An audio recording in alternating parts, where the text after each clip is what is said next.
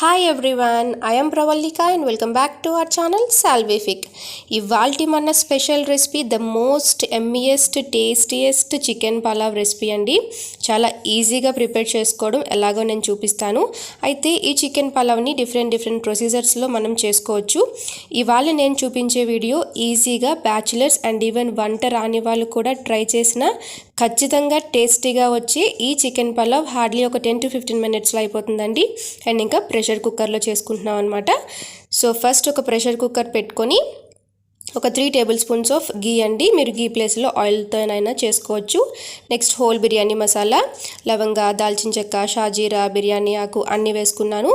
ఒక medium size onion అండి, ఈ విధంగా చాప్ చేసుకొని వేసుకోవాలి. మనకి గోల్డెన్ బ్రౌన్ కలర్ రావడం చాలా ఇంపార్టెంట్ ఈ ఆనియన్స్ అనేవి, అప్పుడే టేస్ట్ బాగుంటుంది. తర్వాత ఒక హాఫ్ స్పూన్ అల్లం వెల్లుల్లి పేస్ట్, ఒక టమాటో కాస్త కుక్ అయిన తర్వాత ఒక హాఫ్ కేజీ వరకు చికెన్ వేస్తున్నానండి నేను.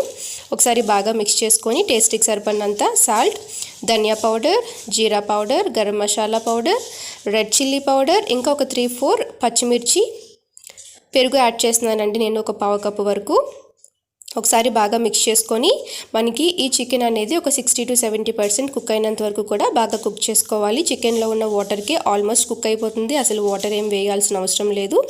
కొంచెం కొత్తిమీర, తర్వాత ఒక గంట పాటు నానబెట్టి పెట్టుకున్న బాస్మతి రైస్ అండి.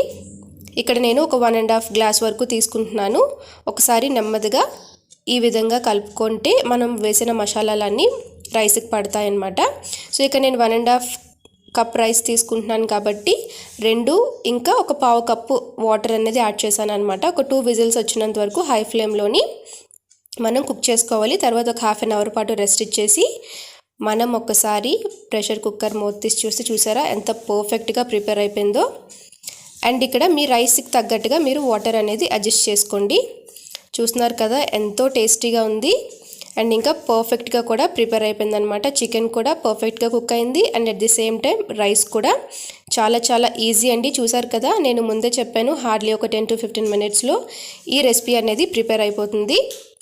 సో ఖచ్చితంగా ఒకసారి అందరూ ట్రై చేసి మీకు ఎలా కుదిరిందో నాకు కమెంట్ చేయండి. అండ్ మీకు కనుక నచ్చినట్లయితే లైక్ చేయండి, మీ ఫ్రెండ్స్ ఇంకా రిలేటివ్స్తో కూడా షేర్ చేసుకోండి. ఇలాంటి మంచి క్విక్ అండ్ ఈజీ రెసిపీస్ కోసం నా ఛానల్ని సబ్స్క్రైబ్ చేసుకోండి. Thank you for watching.